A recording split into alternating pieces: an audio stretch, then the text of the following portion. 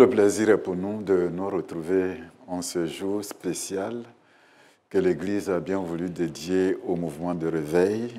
J'ai l'honneur et le plaisir d'être à ce rendez-vous avec mes amis qui ont été mis à part pour nous donner l'occasion d'aller en profondeur, en intercession, mais de façon spirituelle. Et nous voulons d'abord vous souhaiter la bienvenue, vous qui nous regardez maintenant, demander que la grâce de Dieu soit avec vous. C'est vraiment un plaisir pour moi de recevoir aujourd'hui, parce que ça fait un moment, recevoir le révérend pasteur Beken Kokobe, qui est le directeur Réveil, Évangélisation et Croissance de l'Église méthodiste de Côte d'Ivoire. Merci à vous, bonne arrivée aussi à vous. Oui, la sentinelle de l'Église salue le peuple de Dieu ici et partout dans le monde. Nous sommes très heureux de vivre ce dimanche mis à part pour le réveil méthodiste. Parce qu'elle a dormi pendant longtemps? Non, non, c'est pas que... Mais nous veillons, justement, quand on dit réveil, nous veillons à ce qu'il n'y ait pas sommeil, qu'il n'y ait pas mort spirituelle. C'est une joie pour nous aussi d'accueillir le prédicateur Paul Abi, qui est le coordonnateur national du mouvement de réveil de l'Église méthodiste unie Côte d'Ivoire. C'est un honneur pour nous. Oui, c'est une joie partagée. Il faut dire que ça fait tout de même très longtemps. Nous voulons saluer nos bien-aimés dans le Seigneur, leur dire infiniment merci. Et vous dire merci, vous qui nous donnez l'occasion de pouvoir parler de cette journée importante pour l'Église méthodiste unie Côte d'Ivoire et pour chaque Ivoirien, parce que nous avons besoin du Seigneur, nous avons besoin d'intercession, nous avons besoin que chacun puisse être en connexion avec notre Dieu. Merci bien. La troisième personne, c'est notre frère Bosson Nida, qui est le formateur national du réveil, du mouvement de réveil de l'Église méthodiste unie Côte d'Ivoire. À vous aussi, bonne arrivée. Oui, merci, pasteur. Le plaisir est partagé. C'est une grâce que d'être avec vous sur ce plateau pour parler de la journée du mouvement de réveil national. On va demander, comme vous êtes tous des spirituels, je ne sais pas à qui on va demander de conduire ce moment dans le Seigneur. On va demander au coordonnateur de présenter ce moment au Seigneur. C'est une joie pour nous, Père, de pouvoir partager non seulement avec les téléspectateurs et tout le monde entier ce temps merveilleux. Nous prions que notre Dieu, notre Seigneur, soit au cœur de tout ce que nous allons avoir comme échange, comme prière, comme lecture, comme méditation. Conduis ces instants, bénis ce moment par ta grâce au nom de Jésus-Christ. Amen. Amen. Amen. Certainement, nous allons revenir sur le mouvement de réveil parce que beaucoup d'entre nous sont très ignorants. Ils sont à l'église, mais il y a beaucoup de choses qui leur manquent. Certainement, vous allez nous donner l'occasion de revenir sur le mouvement de réveil pour donner aux fidèles de comprendre, parce que quand vous êtes dans une communauté, quand on parle de mouvement de réveil, ils pensent que c'est ceux qui ont été choisis comme responsables, c'est seulement pour eux. Ensuite, on verra ce que vous aviez fait au cours de cette semaine, en signe de rappel, parce que c'est déjà passé. Et puis, on va revenir sur le thème qui conduit cette semaine, que l'Église a bien voulu choisir. Le thème dit Jésus-Christ est le même hier, aujourd'hui et éternellement. C'est un thème très évocateur et j'espère que nous allons aller en profondeur pour comprendre cela. Mais pour aller plus loin, il serait intéressant, même si on est des hommes de prière, si on est des hommes de la lecture de la parole de Dieu, mais aussi le chant ou le cantique rentre en ligne de compte pour des hommes spirituels. Quand il y a un cantique, une louange, on est bien inspiré. Et j'espère que la chorale va nous donner l'occasion d'être bien disposés pour entendre tout ce que nous allons faire sur ce plateau.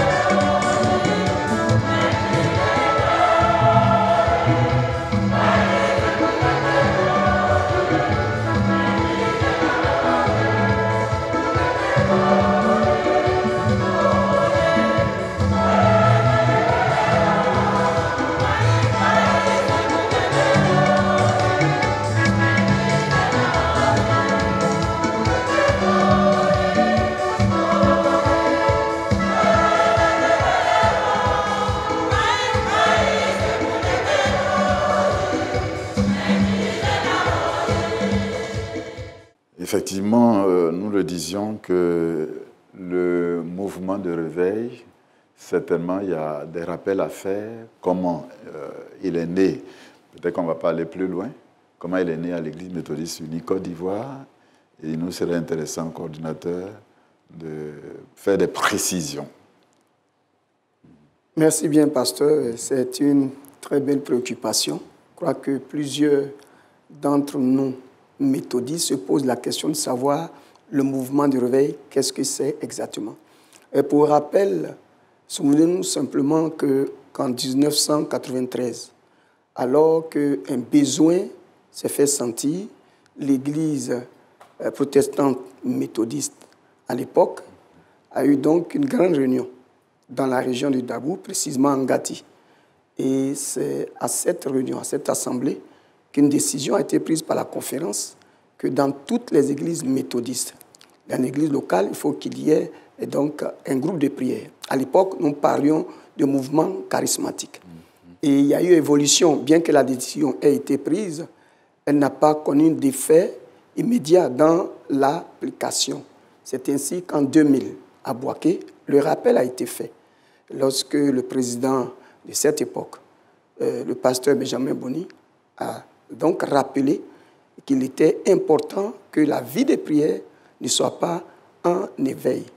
Alors, la décision est donc rappelée et en 2003, précisément en 2003, en mars 2003, à l'Église méthodiste unie Côte d'Ivoire Temple Béatitude, c'est là-bas que, lors d'une grande réunion dirigée par le secrétaire de la conférence, cette décision a été donc mise en application.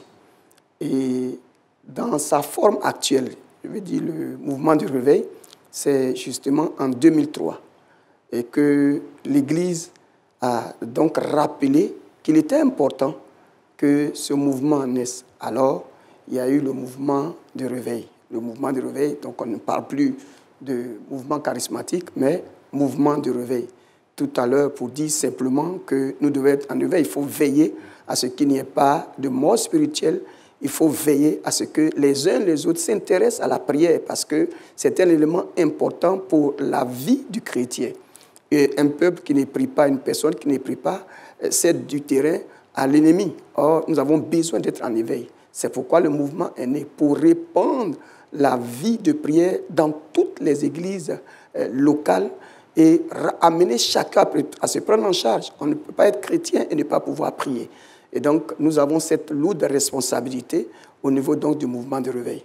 C'est alors qu'en 2003, lorsque la structure a été donc mise sur pied dans sa forme actuelle, en 2005, les activités, il a fallu d'abord parcourir toute la Côte d'Ivoire, parler de cela. Et en 2005, les activités ont été lancées avec Modan. Pour dire simplement que l'Église a vu tout ce qui s'est passé et a estimé que le besoin est exprimé, il faut pouvoir le faire. C'est donc depuis cette date que nous avons tenu des activités jusqu'à ce jour. Je dis simplement que c'est important. J'étais en train de le dire en termes de l'émission, en présentant vos responsabilités, en parlant de réveil, comme s'il y avait la mort, ou que les gens dorment, ou que l'Église dorme. C'est pour cette raison qu'il y a eu ce mouvement.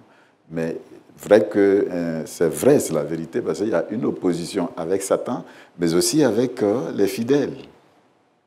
Oui, faut pas se leurrer, il faut comprendre qu'il y a un enjeu énorme. Il y a un enjeu énorme parce que, vous l'avez souligné, Satan travaille, mais en même temps, il a des suppôts. Il dit qu'à l'intérieur, l'Église, c'est vrai, nous parlons d'Église, ce n'est pas le bâtiment, ce sont ceux-là qui animent donc cette structure. Mais il faut comprendre que l'Église, ce n'est pas notre affaire, c'est l'affaire de Jésus-Christ. Mais en même temps, Satan à côté, avec ses suppôts qui travaillent. Il faut rappeler que lorsque Satan veut tout faire pour occuper un espace, c'est de faire en sorte qu'il y ait sommeil, il y ait assoupissement. Nous sommes donc là pour rappeler aux uns aux autres, attention, Satan est là. Ce n'est pas que les gens dorment, mais il faut éviter de dormir. C'est justement pour cela que le mouvement du réveil, inspiré par le Seigneur au premier responsable, est né pour rappeler cela à tous les chrétiens, à tous les méthodistes, mais de façon générale à tous ceux qui sont enfants de Dieu. Dans toutes les communautés locales aujourd'hui, on peut espérer qu'il y a... Non, il faut bénir le nom du Seigneur parce que aujourd'hui, tous les présidents qui sont succédés ont essayé, avec la grâce du Seigneur, de faire un travail. Nous avons dit avec le révérend pasteur Beckett, le formateur et tous les membres du bureau, qu'il était important que chaque église méthodiste ait donc un mouvement de réveil. Et nous avons commencé par travailler sous forme donc, de toile d'araignée pour parcourir et faire en sorte que toute la Côte d'Ivoire soit gagnée. C'est ce que nous avons fait, du nord au sud, d'est en ouest. Aujourd'hui, il faut se dire qu'avec notre dernière assemblée tenue il y a 2 ans, nous avons pu réunir tous ceux et celles qui s'intéressent et toutes les églises, d'abord tous les districts, étaient représentés. Et nous avons à chaque fois un travail qui est fait pour savoir où il y a difficulté pour que nous prenions le relais et que nous rappelions ce que nous avons dit tantôt. Je viens au niveau des communautés locales, je l'ai dit tout à l'heure, les fidèles pensent que c'est le noyau qui a été choisi, qui est un mouvement de réveil, ça s'arrête là, un point trait. Quand ils ont une activité, l'église, elle est vide. Oui, parce que déjà, dans un premier temps, le fidèle méthodiste pense que le mouvement de réveil est l'affaire du pasteur Beken Kokobé, de Abi Paul, de Bosson Mida, ça c'est un. De deux, d'autres pensent que bon, c'est ceux qui aiment prier à haute voix dans l'église qui sont le mouvement de réveil. Non, le mouvement de réveil, d'abord, c'est pour être à ce niveau, parce que nous sommes des sentinelles, c'est une vocation. C'est des hommes et des femmes qui ont un fardeau d'intercession, qui veulent que les genoux soient sales pour que l'église soit propre. Et donc, ils ont la lourde responsabilité de travailler, comme on le dit, pour et avec tous les groupes constitués de l'église. Ça veut dire quoi? Ça veut dire que comme la chorale même a un programme, c'est l'affaire du mouvement de réveil. C'est ce noyau qui porte ce programme. Quand le groupe de jeunes a, c'est ce noyau, c'est ce groupe-là qui travaille. Mais quand nous avons une vision que nous partageons très souvent avec le conseil, nous, on nous dit non, bon, allez-y. Et c'est un peu ce qui choque, mais nous travaillons à ce que le mouvement de réveil ne soit pas catalogué comme appartenant à un noyau, mais que ce soit la structure sur laquelle s'appuie tout ce qui est spirituel pour la bonne marche d'une église locale. L'église a bien fait de mettre en place le mouvement de réveil. Bien sûr, je crois que c'est cela qui porte aujourd'hui. Il faut comprendre que n'eût été la mise sur pied de cette structure, l'Église allait connaître beaucoup de difficultés. Les difficultés, il y en aura toujours. Mais avec les prières, notre Dieu se charge. Alors, il comprend que nous avons une préoccupation. Il se charge alors d'apporter solution. Donc, l'Église a bien réfléchi, l'Église a été inspirée, l'Église a compris. Sans prière, c'est la mort. Mais lorsque nous prions, nous sommes en éveil et le diable sait qu'il y a quelque chose qui se passe et il fuit. Le révérend a dit tout à l'heure que les fidèles pensent que c'est ceux qui prient à haute voix. C'est eux. Mais il y a l'autre aspect, au point qu'il y a la résistance. Et puis souvent, on vous catalogue, on dit, mais vous aimez faire tomber les gens. C'est ça qui est le mouvement de réveil. Ce n'est pas l'église méthodiste, ce n'est pas méthodiste. Non, pasteur, je pense qu'à ce niveau, il ne faut pas que les uns et les autres soient fiers de leur ignorance. Nous sommes méthodistes. Il faut comprendre qu'à l'origine, c'est vrai pour ne pas faire long, à l'origine, c'est lui-là même qui est l'auteur, qui est l'inspirateur du méthodisme. C'est un homme de prière. Et c'est lui qui a lancé ce mouvement. Ils étaient 4 qui ont pensé qu'il y avait quelque chose à faire là où ils étaient. Ils ont commencé par le faire. John Wesley, son frère Charles et les autres. Jusqu'à ce qu'aujourd'hui, ce mouvement ait gagné tout le monde entier. Donc, on ne peut pas être protestant. On ne peut pas être méthodiste et nier ce fait. C'est ce qui fonde notre foi. Quand on parle des 3 piliers du méthodisme, ne faut pas oublier qu'il y a un aspect très important, c'est la prière. Quand on parle de sanctification, quand on parle de foi, quand on parle de repentance, mais quand on parle de repentance, il s'agit de quoi? Il s'agit de prière. Et John Wesley a tellement bien compris qu'en lançant ce mouvement, il a permis aujourd'hui au monde de connaître ce grand réveil. N'eût été cela, vous avez vu qu'à un moment donné, l'Église a sombré. Il a fallu ce mouvement pour que l'Église soit embrasée et que les vies reprennent et que les uns et les autres soient et comprennent qu'il y a peine, il y a difficulté, qu'il faut se réveiller pour que le diable plie bagage. Est-ce qu'on est satisfait de savoir qu'aujourd'hui, toute l'Église a bien compris? Pasteur, nous sommes très heureux. Pourquoi? Parce que même s'il y a des poches de résistance, il faut reconnaître que la majorité a compris. Aujourd'hui, l'Église a compris que c'est un élément important, c'est une structure importante. Il faut encourager. Ce n'est pas parce que quelqu'un prie qu'il n'est pas dans la pensée de l'Église. Non, l'Église est l'Église de Jésus-Christ. Jésus lui-même était un grand intercesseur. On ne peut pas dire que c'est lui qui est fondateur, c'est lui qui a inspiré l'Église, c'est lui qui est le chef de l'Église, prie. Et puis nous qui sommes ses ouailles, nous qui sommes à sa suite, nous ne prions pas.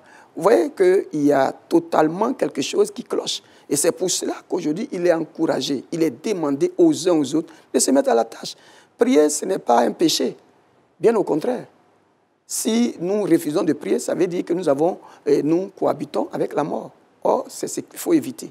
C'est ce qu'il faut éviter. La nation en a besoin. L'Église en a besoin. Tous ceux et celles qui, aujourd'hui, ont compris que la prière, c'est l'élément essentiel. C'est le cordon ombilical de celui qui est chrétien et d'une nation. Une nation où l'on prie, la nation ne peut qu'avancer. Je voulais poser la question, comment vous disposez pour la nation? Bon, mais écoutez, nous sommes dans la nation, nous suivons l'actualité dans notre nation et nous avons des responsables établis sur nous. La parole de Dieu nous demande de prier pour les autorités qui sont établies sur nous, surtout que notre paix dépend de la paix dans la nation. Vous voyez, nous avons connu beaucoup de crises politico-militaires, nous avons connu des crises sanitaires, mais dans tout ceci, nous avons vu ce que l'Église a vécu. À un moment donné, on ne pouvait même plus se rendre, n'est-ce pas, dans nos lieux de culte. C'est-à-dire que nous ne sommes pas ignorants. Alors, humblement, nous avons des tranches, des moments où nous nous retrouvons pour prier. Et notre radio nous donne aussi pour intercéder sans cesse par rapport à l'actualité du pays et par rapport à l'actualité de l'Église. Un élément fondateur, la formation est indispensable. Frère Bosson, vous avez toute la responsabilité. Oui. Est-ce que c'est seulement les groupes ou bien les responsables qu'on doit former? Pasteur, la formation s'adresse à tout le monde. Que vous soyez âgé, jeune, femme, homme, enfant, la formation s'adresse à tout le monde. On n'est jamais bien formé. Il faut toujours, avec le Seigneur, on découvre chaque jour, on découvre toujours. Et pour cela, on a besoin de formation. On a besoin d'être équipé, on a besoin d'avoir tout ce qu'il faut comme bagage pour pouvoir résister, comme il est dit, dans les jours mauvais. Si on n'a pas la formation, il y a des choses, et c'est l'une des difficultés que l'Église a énumérées, c'est parce qu'on n'a pas la formation qu'on pense que le mouvement de réveil est un clan. Ce n'est pas un clan. Quand on a la formation, le Seigneur Jésus l'a révélé, avant chaque grand miracle, lui-même prenait la peine de prier pendant un certain temps. Avant chaque acte, il prend le temps de prier. Et la Bible enseigne qu'il faut prier toujours.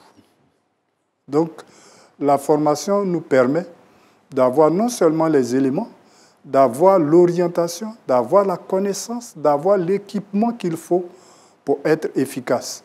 Et on s'adresse aux jeunes, on s'adresse aux adultes, on s'adresse aux femmes, on s'adresse aux hommes, on s'adresse aux enfants. Aujourd'hui, notre souhait serait que les corps constitués de l'Église bénéficient de formation et avec leur qualification, appuyée par le spirituel, l'efficacité sera totale. Voici un peu ce que... Comment est organisée la formation depuis là-haut jusqu'au plus petit, mais aussi toute la conférence? Bon, en fait, ce qu'il faut comprendre, c'est que l'équipe qui travaille dans le sens de l'ouverture. L'ouverture de toutes les ressources humaines et spirituelles qui peuvent nous permettre d'être dynamiques, d'avancer. Mais nous sommes ouverts sans prôner le laisser aller. Voilà. Vous savez, quand quelqu'un n'est pas formé, il pense que le gazon est toujours vert chez l'autre. Mais quand il est bien formé, quand il peut utiliser la Bible à bon escient, il est bien pour lui-même et puis il peut conduire l'autre vers de verts pâturages. Et c'est ce que nous prônons. C'est pourquoi c'est vrai qu'on nous taxe de trop regarder chez le voisin, mais nos parents nous ont toujours enseigné que quand tu es avec un voisin, tu as une télévision et ton enfant regarde la télévision du voisin, va voir ce qui se passe. Ce n'est pas une faiblesse. Tu découvriras que peut-être que chez toi, la télévision, c'est en blanc-noir, et puis le voisin a installé les écrans placement et autres. Alors, au lieu de chicoter ton enfant, va faire un effort pour être supérieur un tant soit peu à celui du voisin, et tu verras qu'il n'y aura pas d'exode. Ça, c'est ce qui caractérise notre mouvement. Donc, nous travaillons, nous cherchons la face et nous allons vers nos autorités. Voilà le bishop et son cabinet pour dire que nous sommes à ce stade A. Nous pensons qu'il faut passer maintenant à un stade B, au niveau d'un district, ou bien au niveau de la conférence, ou bien même au niveau du bureau national. Nous devons passer à un stade B qui est supérieur au stade A. Et nous croyons que cette personne ressource peut nous permettre d'atteindre cet objectif. Et quand nous finissons, nous faisons l'évaluation et nous transmettons à nos autorités. C'est comme ça. Vous voyez, quand on ne fait pas ça, dans les districts, beaucoup, ce qui nous empêche, entre guillemets, pour des problèmes de calendrier. Non, on ne peut pas. Mais quand on ne fait pas la formation, vos responsables vont regarder, copier sans discernement. Et quand ça se gâte, c'est là qu'on nous appelle, on dit, ah, c'est le mouvement, Abi Paul, venez voir vos éléments. Mais justement, s'ils sont nos éléments, il faut qu'ils soient formés. Il faut les canaliser pour ne pas qu'on prenne ce qui est de l'autre côté et qui peut nous porter préjudice. Parce qu'il faut être scripturaire. Voilà comment nous travaillons. Donc, on va de vague en vague. On a déjà, au niveau des districts, on a fait ce que nous appelions résurrection.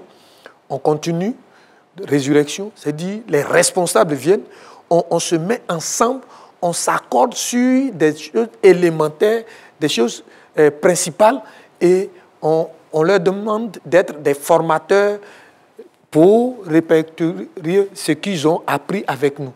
Donc, ce n'est pas encore bien rodé, mais ça avance. Le Révérend a dit quelque chose sans se rendre compte qu'il a répondu à une préoccupation. Je voulais en venir là-dessus parce que ce sont des griefs. Les fidèles pensent que pourquoi vous allez ailleurs pour prendre des expertises, alors qu'à l'intérieur, il y a beaucoup de personnes qui peuvent le faire. Ok. Je ne sais pas si vous m'avez compris. Oui, nous comprenons. Je peux? Ok, vas-y. Révérend, vous savez, avant, on le dit, hein, c'est d'abord la prière. Et dans la prière, Dieu nous oriente. Il nous donne ce qu'il veut. qu'est-ce qu'il faut faire, comment il faut le faire. Et si je sais que le révérend Beken peut aiguiser mon couteau, je fais appel au révérend Beken pour aiguiser mon couteau. De telle sorte que, quand il aiguise, je vois sa manière de faire, de travailler pour que le couteau soit tranchant. À partir de là, demain, je ne l'appelle pas. Parce que j'ai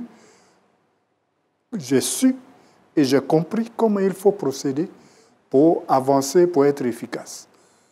Il ne faudrait pas qu'on se lance des pierres. Le jour où Dieu me dira, prends Abi Paul, c'est lui que je vais prendre. S'il me dit, prends Bosson, je prendrai Bosson. Mais pour l'heure, on pense qu'on a besoin de certaines aptitudes et de certaines choses pour avancer. Voilà pourquoi nous nous orientons vers ceux que Dieu nous a révélés pour venir nous aider. Il faut aussi, en ajout de ce que vient de dire le formateur, il faut que les gens comprennent que l'humilité doit caractériser le chrétien. Et si nous ne sommes pas humbles pour reconnaître là où nous avons des faiblesses, cela peut provoquer la chute, effectivement. Vous savez, quand vous apprenez avec l'autre, ce n'est pas parce que vous êtes nul.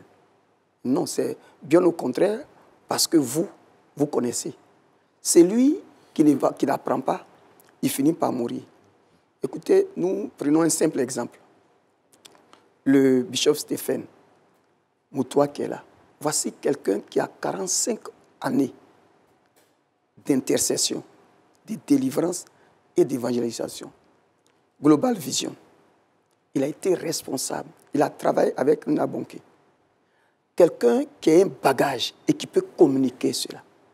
Mais bien aimé dans le Seigneur, nous, l'église méthodiste n'est pas une église fermée, c'est une église ouverte qui a besoin d'apprendre.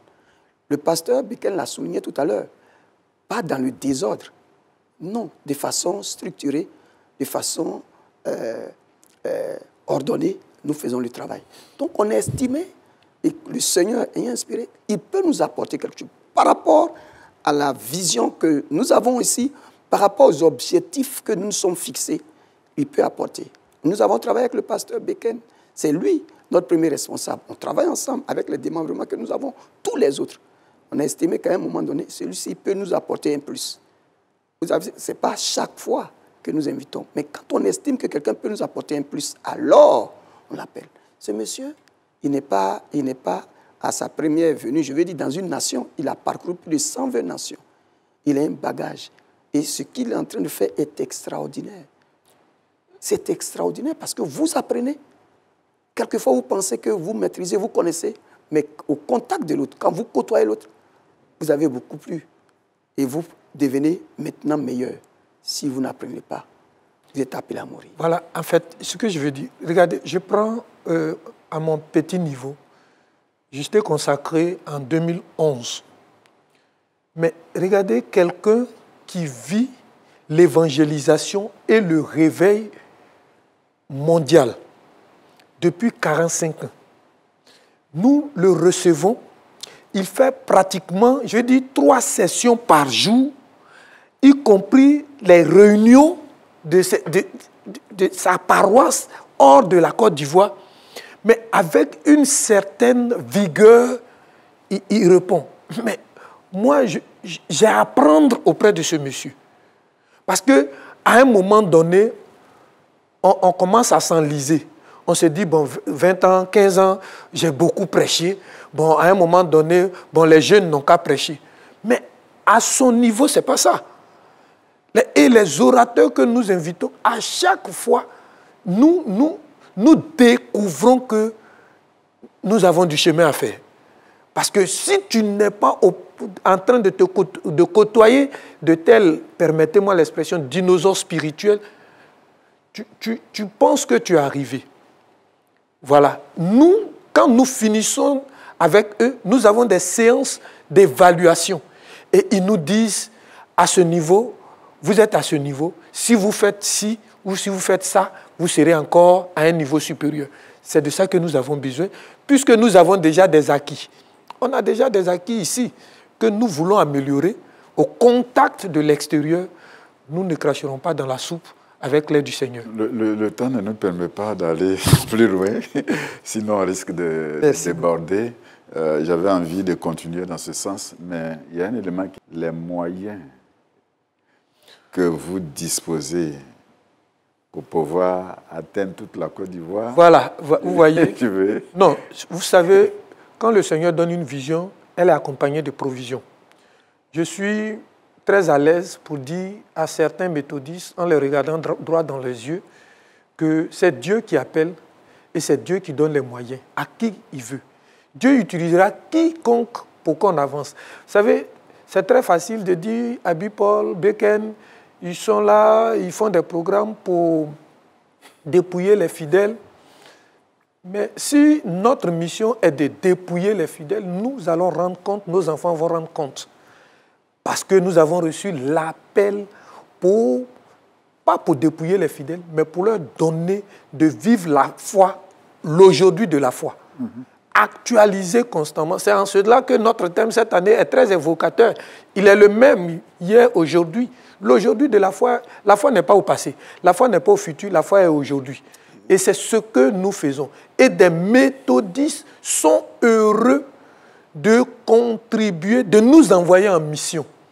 Voilà, pas pour que nous soyons riches. Vous savez, une veuve peut te donner un sac de riz. Mais quand elle te donne le sac de riz, que tu mets sur tes sacs de riz, tu es en train de la dépouiller.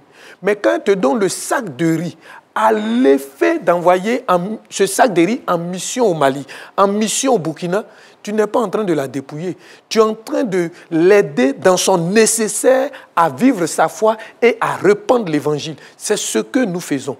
Dieu nous accompagne au travers des méthodistes, mais surtout des non-méthodistes qui croient en la vision que nous avons reçue, qui croient en notre intercession, qui croient en la prédication que nous véhiculons ici et là. Donc, jusqu'à nouvel ordre, Dieu est avec nous, on avance à son rythme. Ça suffit?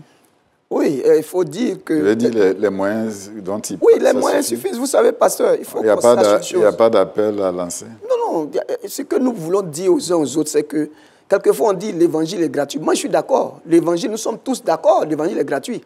Mais la communication de l'évangile coûte cher.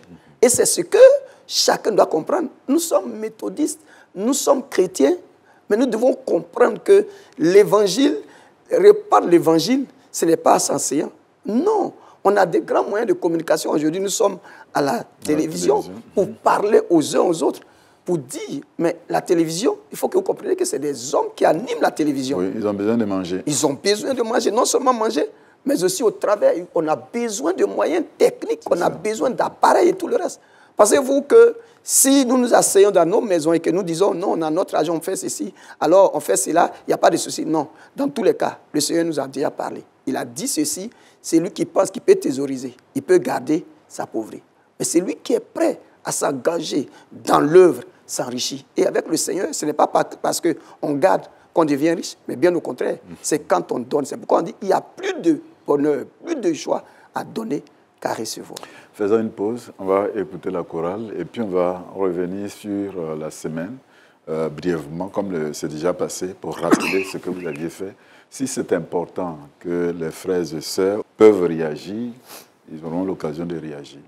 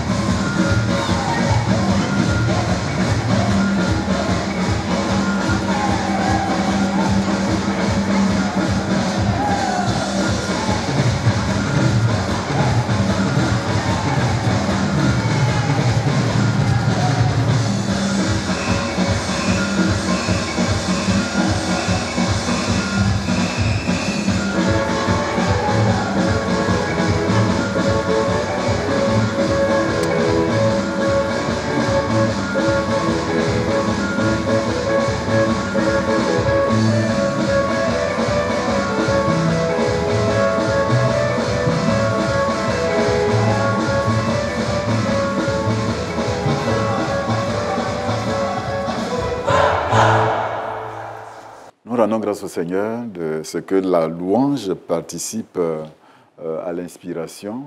Nous avons eu la semaine. On peut rappeler brièvement ce qu'on a fait aujourd'hui, qu'est-ce qu'on va faire? Bon, par rapport à la semaine, comme le pasteur l'a dit, le thème c'est Jésus-Christ est le même hier, aujourd'hui et éternellement. Et c'est tiré du lectionnaire méthodiste, ce n'est pas pris ailleurs.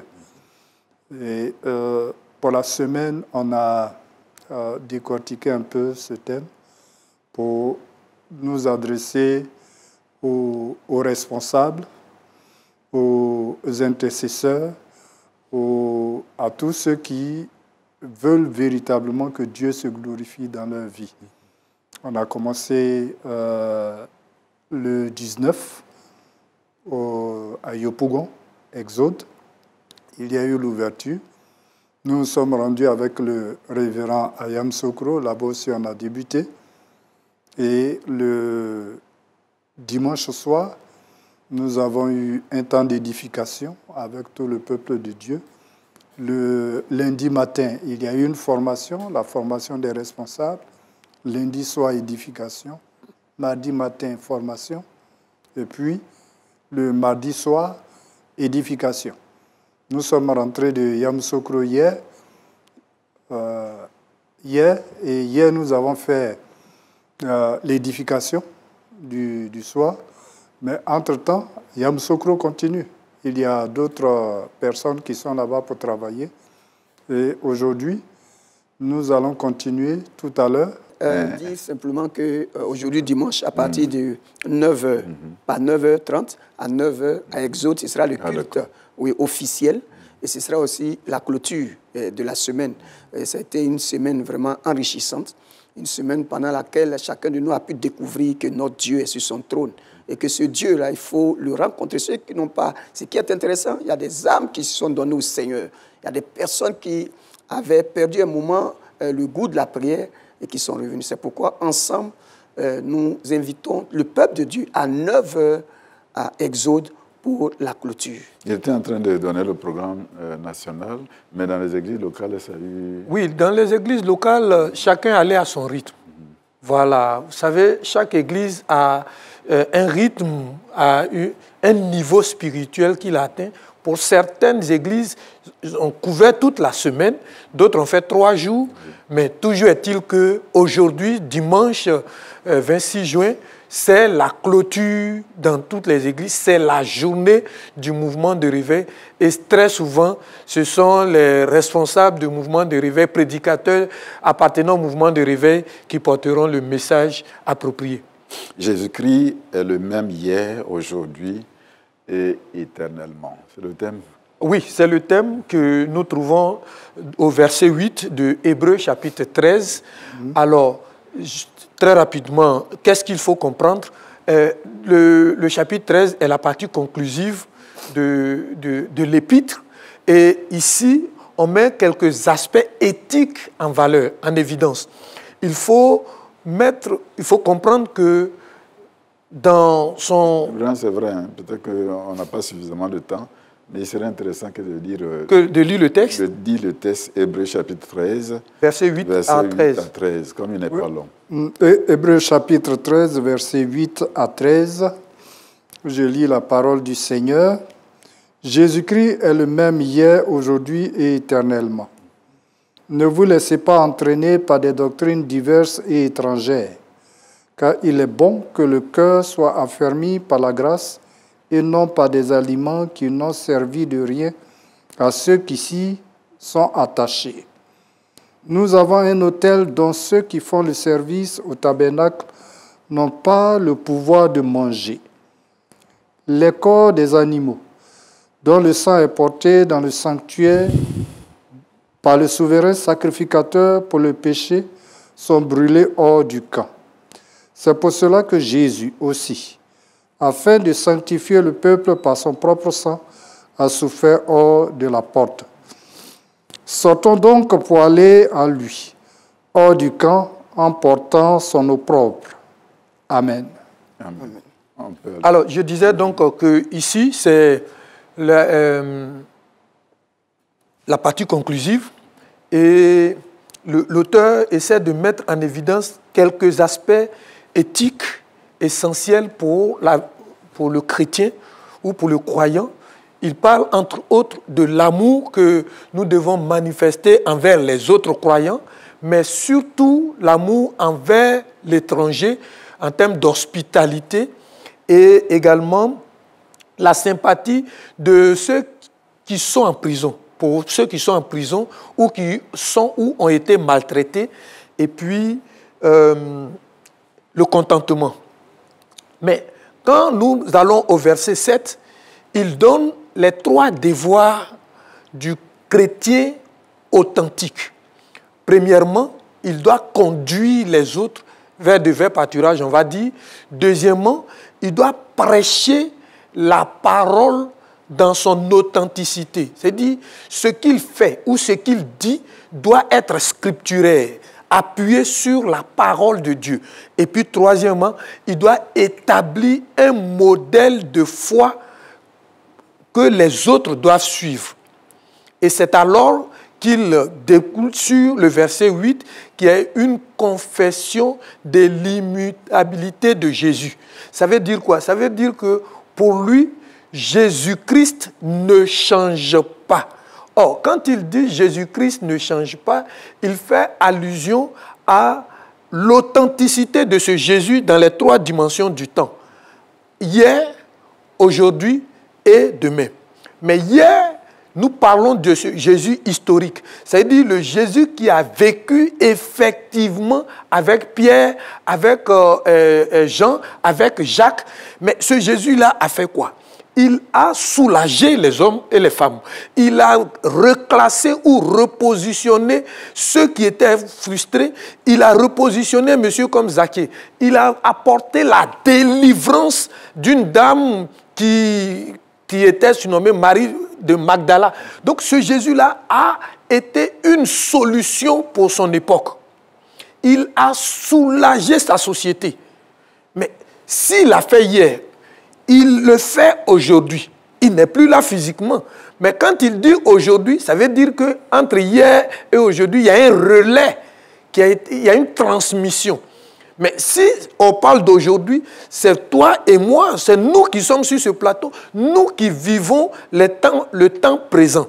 Ça veut dire quoi? Ça veut dire que ce que la Bible nous rapporte doit être vécu aujourd'hui au travers de nos ministères. Il doit y avoir délivrance, il doit y avoir soulagement, il doit y avoir solution pour la société. Restauration, il doit y avoir réveil.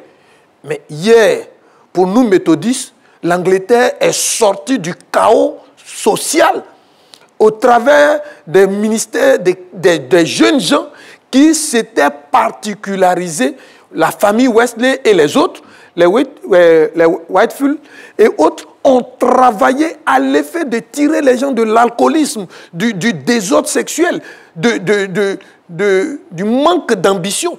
Mais ils ont repositionné l'Angleterre, ça c'était hier, au travers de ce que Jésus a mis en eux.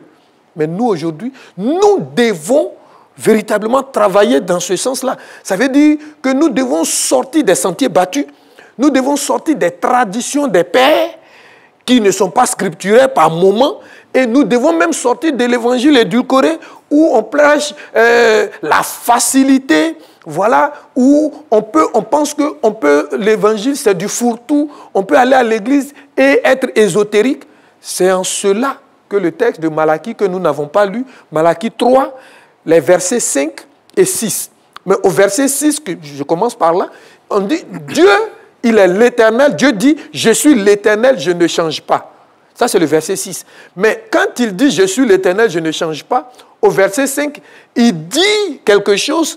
Il dit, il est celui qui juge. Et c'est lui qui va témoigner contre. Vous voyez, il juge. Donc, il sanctionne ceux qui ont un comportement qui n'est pas celui souhaité. Et j'aime ce verset parce qu'il commence à citer ceux qu'il va juger. Il parle à des croyants. Et l'Épître voudrait que nous, on s'approprie cela. Alors, on parle donc à des croyants. Il dit, il va juger qui? Pas païens. Il va juger parmi nous ceux qui font la magie.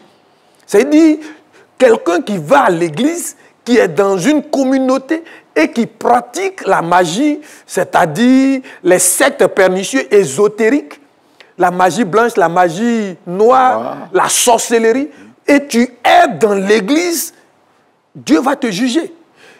Dieu va juger qui? Les adultères. Je vous dis, on ne parle pas des païens. On parle de ceux qui sont dans l'église. Comment peut-on avoir des adultères? Quelqu'un qui est marié et qui multiplie à longueur de journée des relations extra-conjugales. Mais, et c'est ça.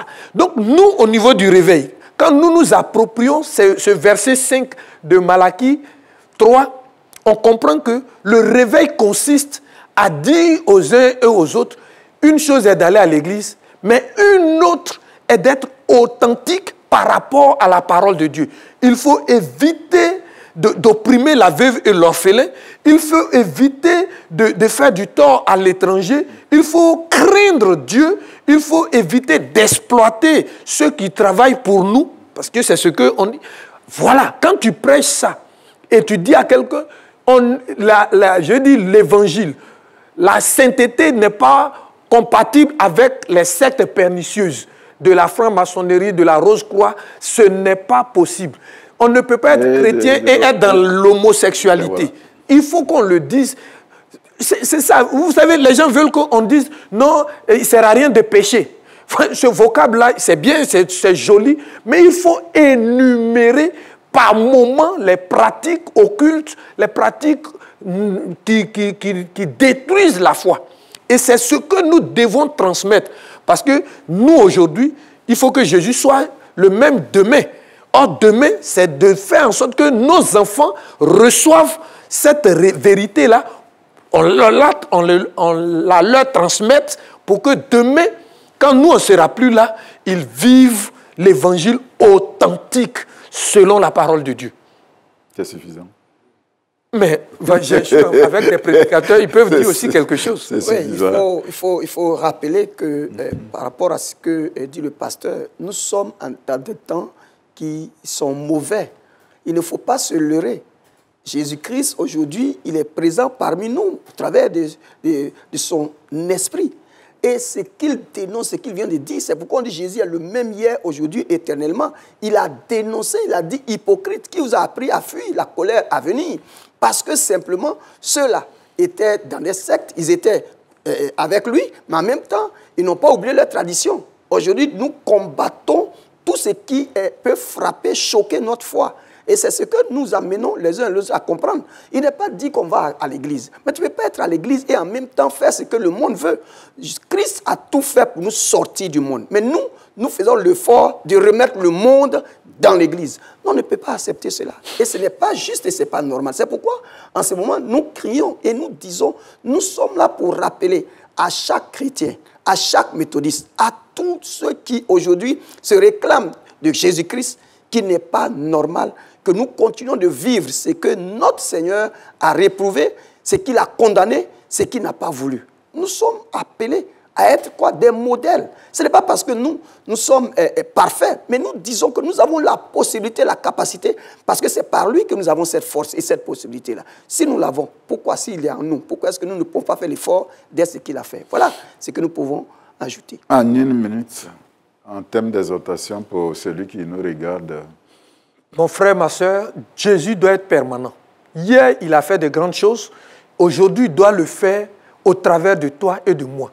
La sanctification sans laquelle nul ne verra Dieu. Il dit, je m'approcherai de vous pour le jugement et je me hâterai de témoigner contre tous ceux qui sont gauches, tous ceux qui ne prennent pas l'évangile au sérieux. C'est pourquoi les temps étant mauvais, il ne s'agit pas d'adapter l'évangile à notre monde, mais de faire en sorte que notre monde se repositionne par rapport à l'évangile. Et ça, c'est ton devoir, c'est mon devoir. Mettons-nous ensemble pour que l'Église soit sans tache ni ride. C'est possible dans ce pays, c'est possible dans cette nation, c'est possible dans ce continent. Nous avons la lourde responsabilité de veiller à cela. Je ne peux que vous dire merci pour cette occasion. J'espère que le peuple de Dieu a été très sensible par rapport au message certainement dimanche prochain, nous allons nous retrouver. C'est important qu'à partir de lundi, il va falloir faire le bilan. Et à partir du bilan, on se repositionne. Merci à vous, révérend pasteur Beken. Merci au coordinateur Abi Paul, au formateur. Que le Seigneur vous bénisse, qu'il vous donne les moyens qu'il faut. Saluons tous ceux qui ont été là pour nous suivre. Nous croyons qu'ils ont été bénis. Et le dimanche prochain, nous serons encore là.